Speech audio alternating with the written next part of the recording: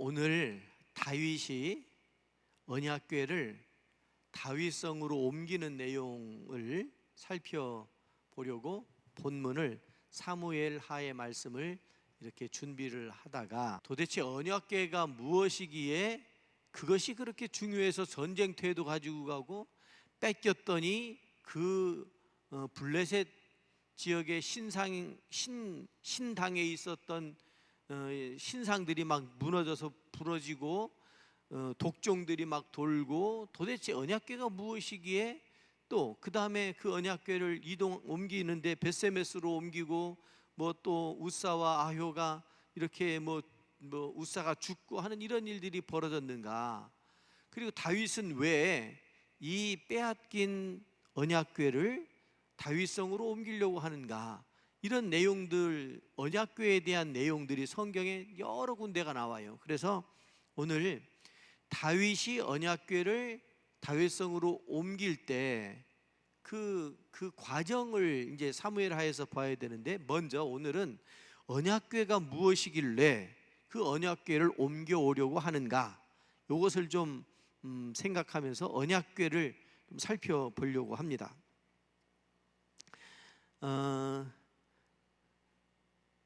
언약궤를 옮긴다고 하는 것은 대단히 중요한 의미를 가지고 있습니다. 왜냐하면 하나님께서 출애굽기에서도 말씀하시지만 언약궤는 하나님의 임재의 상징이에요.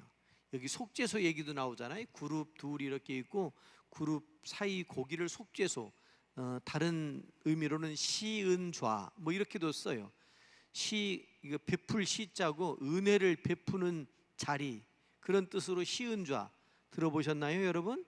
시은좌라고도 부르고 또 속죄소라고, 거기서 모든 백성들, 대제사장이 1년에 한 번씩 피를 뿌리면서 모든 백성들의 죄를 사함받는 그곳이 언약궤 그 바로 앞에거든요. 그러니까 그것을 속죄소라고 이렇게도 말하고, 그래서 이 언약궤를 옮긴다고 하는 것은 하나님을 모시고 내 가까이 모시고 살겠다고 하는 그런 의미가 되기 때문에 다윗의 마음이 참 귀하고도 귀한 그런 마음인데, 오늘은 언약궤의 성경에서 말씀하고 있는 또 다른 명칭들, 그리고 언약궤는 오늘 출애굽기 25장에서 읽은 대로 어떻게 구성되어 있는지, 언약궤의 모양은 어떠한지, 그리고 언약궤가 어떤 특징들을 가지고 있는지, 그리고 마지막으로 언약궤가 이제 이동했던 그 경로를 쭉 살펴보려고 해요.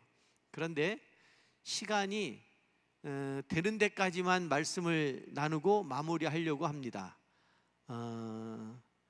제가 그 분량을 많이 준비해서 비교적 자세하게 말씀을 드리고 싶은데, 그런데 그러다 보면 시간이 부족해요.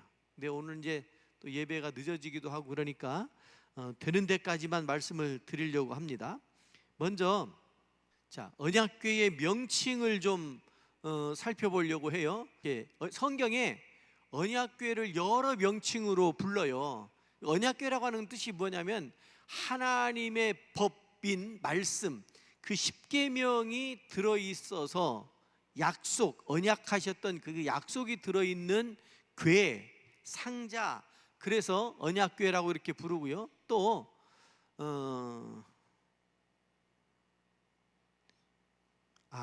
저 첫 번째가 잘못 나왔네요. 1번이 법궤예요. 법궤, 하나님의 말씀, 법이 들어있는, 그래서 법궤라고 하고, 두 번째 언약궤는 언약의 말씀이 들어있어서 언약궤라고 하고, 순발력 끝내주네. 아주 금세 고쳤어요.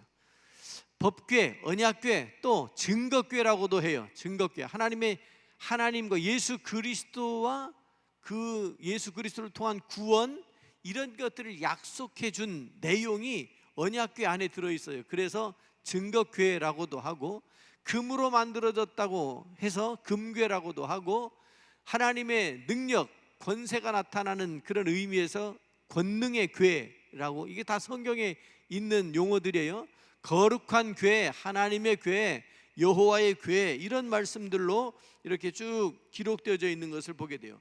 이 명칭을 보면 명칭을 보면 그 뜻을 우리가 알 수 있잖아요. 그래서 명칭을 한번 살펴봤고요. 그러면 이 언약궤의 그 구성품은 어떻게 되느냐? 구성품은 재료는 나무, 조각목하고 정금, 금으로 돼 있어요.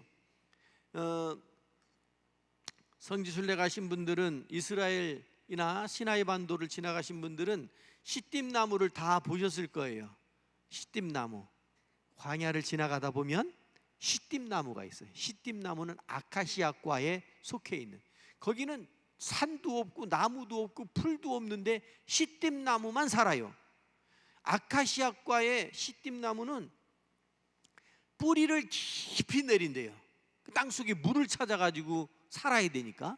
그리고 그 나무에는 가시가 많이 돋쳐 있어요. 아카시아과이긴 한데 아카시아는 비교할 수도 없을 만큼 손가락 길이만큼씩 되는 가시들이 많아요. 왜 그러냐고 그랬더니 거기서 살아남으려면 그 이파리가 지켜져야 되잖아요. 이파리가. 근데 새들이나 어떤 짐승들이 와가지고 그걸 따먹으면 죽으니까 그 가시로 자기를 지키는 거래요. 그런데도 낙타들이 고개를 쭉 빼고, 낙타가 보셨어요? 막 이렇게 해가지고 저 가시를 피해가지고 그걸 뜯어먹고 있더라고. 그래서 그 시띠나무 이만큼 밑에는 이파리가 없어요. 위에만 이렇게 있는 걸 봤는데, 비교적 이렇게 두꺼운 시띠나무를 봤는데 그 시띠나무가 여기서 말하는 조각목이에요. 조각목. 이거를 잘라서 대패질 해가지고 얄쌍하게 만들어서 널빤지로 만드는 거예요. 이 나무가 굉장히 단단한 나무입니다. 그 사막지대에서 자라기도 했지만, 물이 없는 데서 자라기도 했지만, 그래서 그런지 아주 단단해요. 그 나무로, 그 나무, 여러분 금, 은, 동, 철, 돌, 나무, 이런 것들로 뭘 만들잖아요. 나무가 제일 하찮은 거예요, 사실은. 그런데 이 궤를 만들 때 조각목으로 만들려고 그랬어요. 그리고 뭘로 쌓아요? 청동으로 쌓기도 하고, 여기는 이 언약궤는 정금으로 쌓으라고 그랬어요. 이거를 성경적으로 어떻게 해석하느냐면, 조각목은 나무여서 불에도 잘 타고 별로 하찮은 그런 가치로 따지면, 그런데 이 나무를 뭘로 쌓았다고요? 금으로, 정금으로 쌓았다고요. 그리고 조각목은 사람, 죄를 지은 사람이고, 정금은 예수 그리스도의 보혈로 그렇게 해석을 하잖아요. 우리는, 그리스도인들은 예수 그리스도로 이렇게 덧입은 바 된 사람들인 거예요. 나무, 가치 없는 조각목이지만 금으로 이렇게 만들었다. 그래서 여기 글씨가 좀 작겠지만 제가 설명을 드릴게요. 금태를 만들으라고 그랬고요. 금태로 이렇게 만들어 가지고 테두리를 만들어서 아름답게 만들었다고 하는 것이고, 그 채는 이렇게 들것을 꿰가지고 손잡이로 만드는 이 채를 만들고, 그 다음에 그 채를 꿰 구멍도 만들고, 그 안에는 언약궤 안에는 십계명 돌비만 있는 게 아니라 십계명 돌비하고 또 뭐가 들었죠? 아론의 쌍난 지팡이하고 그 다음에 만나가 들었지요. 이것은 다 하나님이 죄인된 인간을 살리기 위해서 주신 것이 그 지팡이고 만나고 십계명이고 그런 거예요. 그것을 그 안에 넣어놓고, 그 다음에 아까 말씀드린 속죄소를 만들고, 그룹들로 하나님을 찬양하고 영광 돌리는 그룹들로 이렇게 만들었다라고 하는 거예요. 그래서 이거를 이렇게 설명드리면 개념이 잘 안 들어와요. 크기가 얼마나냐면 가로가 125cm, 세로가 75, 높이가 75. 그러니까 크지 않아요. 그렇게 크진 않아요. 그리고 그 위에 이제 뚜껑처럼 시은좌 그 뚜껑처럼 이렇게 덮어놓고, 그 뚜껑 위에 이렇게 두 그룹이 이렇게 날개를 펴고 있게 만드는 그런 모습이고, 생김새가 이렇게 생겼어요. 받침 다리 4개 있고, 꿰 구멍이 있고, 꿰 채가 있고, 이렇게 테두리 만들어 놓고, 그 다음에 그 위에 저 인터넷에서 가져온 그림이에요. 제가 그린 게 아니고. 그런데 어떤 걸 보면 그룹이 또 굉장히 크게 만들었어요. 성경에 오늘 출애굽기 보면 이 그 그룹의 날개를 높이 펴서 펴게 만들어라 이런 말씀이 있는 걸 보면 저거는 괴하고 균형 잡히게 규모 있게 만드느라고 저렇게 만들어 놓은 것 같아요. 그런데 어떤 그림들을 보면 훨씬 더 이 그룹을 크게 만들어 놓은 것도 우리가 볼 수가 있죠. 그러면 이 언약궤는 어떤 특징을 가지고 있느냐? 10가지의 특징적인 어떤 일종의 법칙을 좀 설명을 드릴 필요가 있는데요. 첫 번째 뭐냐? 귀중하다, 귀중성. 언약궤는 귀중한 것이다. 성막 안에 성물들이 십계명 만나, 그리고 만나 항아리, 그리고 아론의 쌍난 지팡이, 이것들로 채워져 있다고 그랬잖아요. 그리고 이 언약궤 위에 속죄소라고 하는 것이 사실은 최종적 목표인 거예요. 죄 지은 사람들의 죄를 용서하는 최종적 자리가 언약궤 앞에서 이루어지는 거예요. 그러니까 그것처럼 귀중한 게 어디 있겠습니까? 그 다음에 두 번째로 하나님과 만나는 곳이 그 언약궤 앞인 거예요. 하나님께서 사람을 만나실 때 반드시 거기 언약궤 안에서 만나 주셨다. 여러분 가끔 아프지요? 병원에 가지요. 병원에 누가 있어서 병원에 가요? 병원 가면 누가 있어요? 의사 선생님이 계세요? 교회 가면 누가 있어요? 병원 가면 의사 선생님이 있고, 교회 가면 목사님이 있고, 언약궤 앞에 가면 하나님이 계신 줄로 믿습니다. 하나님을 만나려면 그 언약궤 앞으로 갔어요. 이스라엘 사람들이. 거기는 뭐 대제사장만 들어가는 것이었지만 지성소까지, 그리고 번제단까지 그들이 그렇게 하나님을 만나러 간 거예요. 여러분 우리가 지금 신약 시대여서 이렇게 강대상 놓고 예배드리고 설교 단어로 사용하고 이렇게 하지만, 사실은 우리 교회도 이렇게 아마 변천사가 있을 거예요. 전에도 교회 짓고 여기다 새로 짓고 아마 강단도 이렇게 시대에 따라서 바꾸기도 하고 그랬을 텐데, 저는 본래 저 앞에 말씀상이 있어야 된다고 생각이 들어요.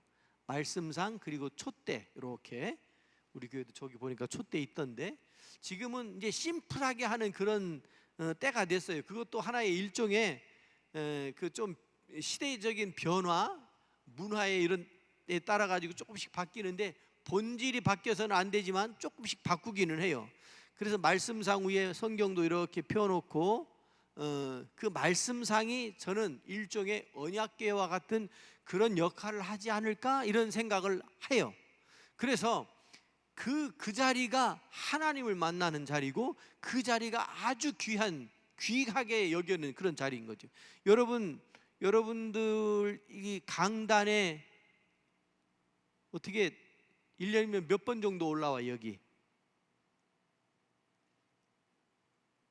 한 번도? 감히? 사실은 전에 있던 교회에서는 청소를 이렇게 팀을 짜가지고 청소를 했어요. 속회별로도 하고. 그래서 토요일 되면 주중에 하여튼 시간 맞춰가지고 다 쓸고 닦고, 거기는 신발 신고 이렇게 들어와요. 예배실에 신발을 신고 들어와요. 그 벗고 들어오는 거 우리가요, 여러분들이 정말 잘 참아주시고 잘하셔서 잘하셔서 감사한 거지, 신발을 벗고, 특히 젊은 사람들이요, 신발 벗고 교회 들어오라는 거 굉장히 힘들어합니다. 굉장히 힘들어합니다.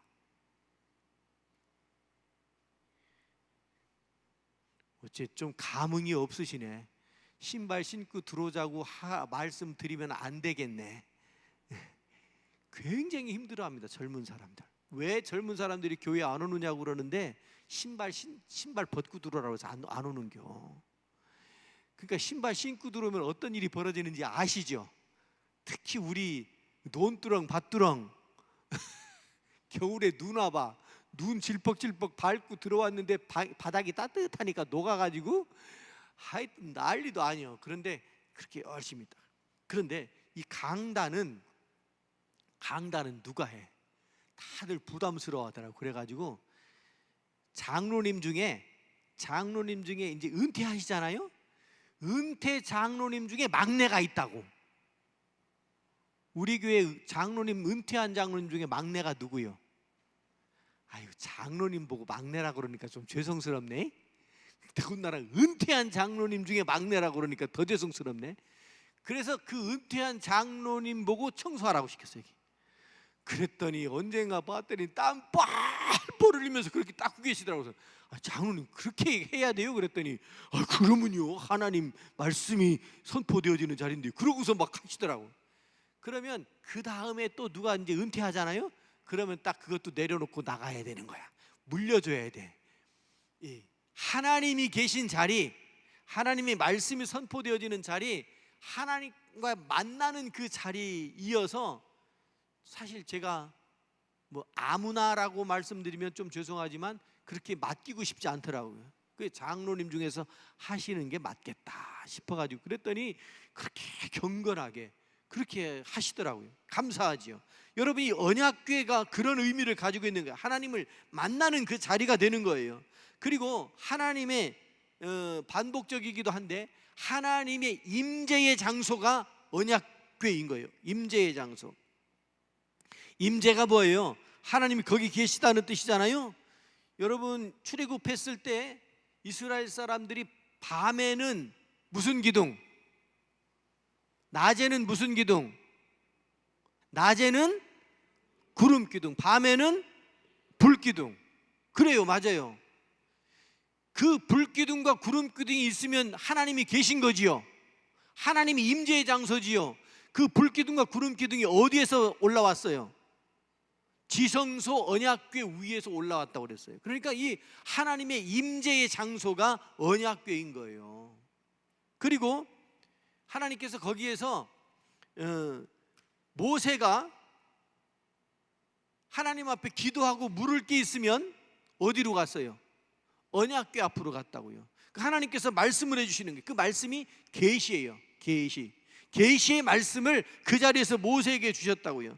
그리고 이 언약궤는 우선의 법칙이라고 이렇게 말씀을 드릴 수가 있는데, 맨 앞에 그 이스라엘 사람들이 이동할 때, 진군할 때 맨 앞에 언약궤가 위치했어요. 언약궤가 가면 그 다음부터 이제 휘장도 따라가고 촛대도, 향단도, 떡상도, 그 다음에 쭉 이렇게 따라가는 거예요. 언약궤가 맨 앞에 있는 거예요. 그래야 맞지요? 그래야 맞을 것 같지 않아요? 여러분, 우리가 할 일이 많고 신앙생활하면서 이것저것 할 게 많고 교회 생활도 이것저것 많은데 가장 중요한 것이 뭐냐면 하나님이 맨 앞장서야 되는 것인 줄로 믿습니다. 하나님 그 언약궤를 맨 앞에다 두고 갔다고요. 그리고 이 언약궤 앞에서 기적이 일어나게 되는 거예요. 불기둥, 구름기둥도 그렇지만 하나님의 축복이 임하는 곳이기도 했고, 가장 우리들을 위하여 베풀어 주신 가장 큰 기적이 뭐냐면 하나님께서 인간의 몸을 입고 이 땅에 오신 것인 줄로 믿습니다. 이게 우리는 이해할 수 없는, 하나님의 사랑으로 오신 것이지만 이걸 어떻게 납득하고 어떻게 이해할 수가 있겠어요? 그 기적적인 일인 거예요. 그것이 언약궤를 통하여서 드러나게 되는 것이고, 거룩성의 법칙이라는 것이 있어요. 거룩성. 지난주에 그 벳세메스 이렇게 언약궤가 이동할 때 누가 죽었어요? 우사가 죽지요. 아효가 앞에서 그 수레를 끌고 가고 우사는 뒤에 있었나 봐. 잘 들어요. 아효는 앞에서 가고 우사는 뒤에서 이걸 따라간 거예요. 그런데 괴가 과속방지턱에 걸려가지고 휘청했네. 아효는 봤어요, 못 봤어요? 못 봤지. 앞에 가고 있으니까. 언약궤가 뒤에 있으니까. 그 뒤따라가던 누가 봤어요? 우사가 본 거예요. 여러분, 앞에 따라가세요. 앞에 가세요. 앞으로 오시고 앞에 가세요. 뒤에 있으면요, 안 봐도 될 걸 너무 많이 봐. 뒤에 있으면 안 봐도 될 걸 본다고. 나하고 전혀 상관없는 걸. 여러분, 언약궤가 흔들리면 그 우사가 아이쿠야 하고 잡은 건데 그 심정이 알겠지요. 그런데 그거 손으로 잡지 말라고 그랬거든. 물론 수레에다가 가지고 가는 것도 안 됐어요. 제사장들이 메고 갔어야 되는 건데 지식이 없어가지고, 성경에 대한 지식이 없고 언약궤를 어떻게 관리하라고 하는 그걸 모르는, 지식이 없어가지고 망한 거예요, 우사가. 그러니까 뒤에서 누가 무슨 짓을 하든 상관없어, 나하고는. 근데 그거를 안 봐야 되는데 눈에 보여. 그러니까 여러분들은 맨 앞에 앉으시기 바랍니다. 권사님, 속 편타니까 앞에 앉아야 뒤에 누가 있거나 말거나 무슨 옷을 입고 왔거나 말았거나, 오늘 꼭 누가 와야 되는데 안 왔거나 말았거나 신경 쓸 거 하나도 없어. 앞에 있으면 신경이 안 쓰여. 그런데 뒤에 있으면 안 쓰려고 해도 신경이 쓰여. 자, 어떻든 우사가 우사 죽은 얘기만 해도 진짜 한 타임 따로 해야 돼. 우사가요, 그래서 그걸 본 거예요. 보면 교회 다니는 사람들이 비교적 착해요. 교회 다니는 사람들이 비교적 착해가지고요, 누가 어떤 일이 생기고 어떤 어려움이 있고 하면 가서 좀 도와주고 싶은 마음이 들어요. 이 언약궤가 흔들리면 가서 붙잡고 싶은 마음이 든다고요. 나하고 상관없는 거라고 생각 안 해요, 교회 다니는 사람들이. 근데 그 방법을 모르니까 건드리지 말아야 될 것도 건드린다니까. 저 사람 지금 끄떡끄떡 하신 분이 몇 분 계신데 이해하시고 끄떡끄떡 한 거죠? 네? 건드리지 말아야 될 자존심 건드리면서 관심을 가진다고.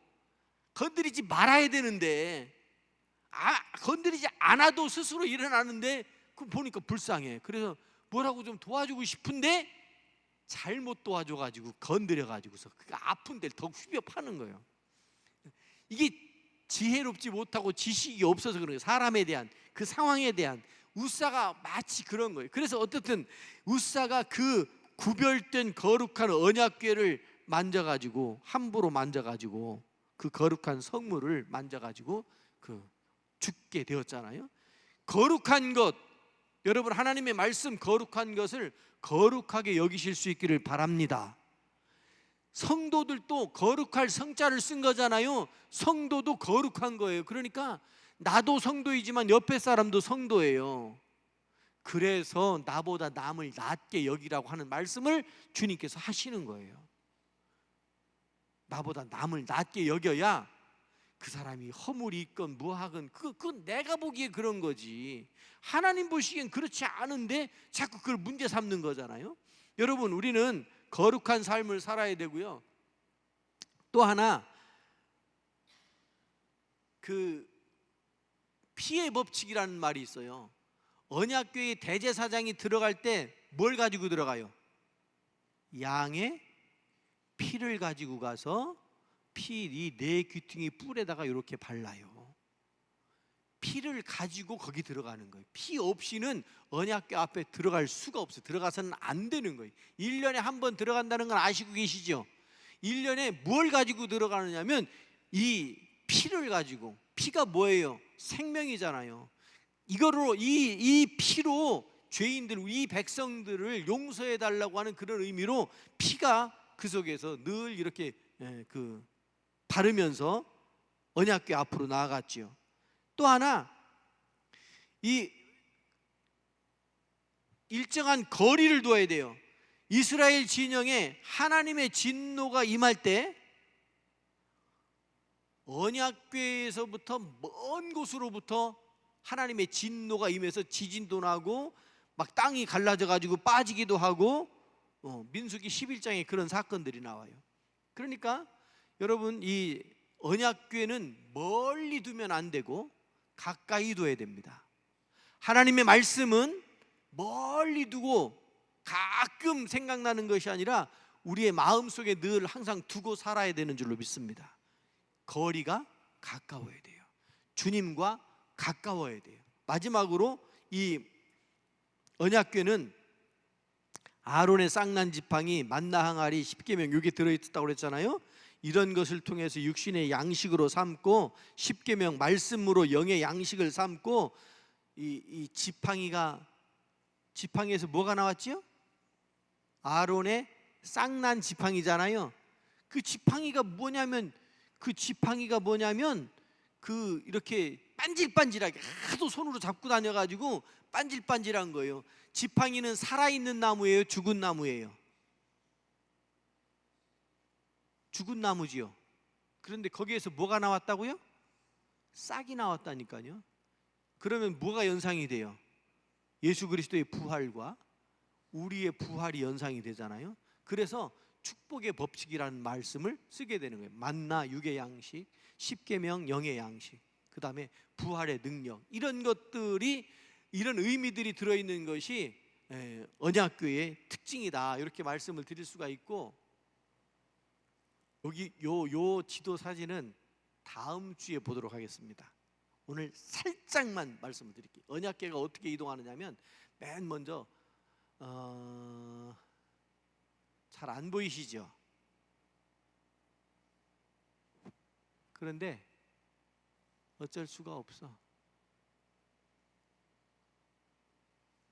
언약궤가요, 맨 먼저 요단강 동편에서부터 건너와요.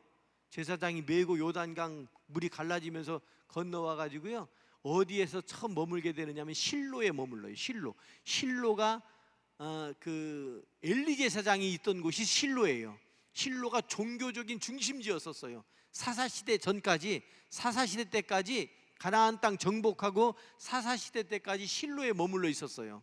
그 실로에서부터 에베네셀 갔다가 그 블레셋 지역에 넘어갔다가 베세메스로 갔다가 나중에 그 다윗이 춤을 추며 예루살렘 시온성 다윗성으로 모셔오는 그런 내용들이 요 그림이거든요. 다음 주에 요 내용만 가지고도 한참 설명이 필요하니까 요 말씀은 다음에 나누도록 하고, 그리고 이 언약궤가 이동할 때 처음에 이스라엘 진영에서 출발을 했는데, 실로에서부터 출발했는데 블레셋 넘어가 가지고 뺏겨 버리잖아요. 그리고 베세메스로 넘어오고 기럇 여아림을 거쳐서 오베데돔 집에, 그리고 다윗성까지 넘어가는 그런 과정들이 있었다라고 하는 얘기는 다음 주에 한 번 더 좀 자세하게 말씀을 드릴게요.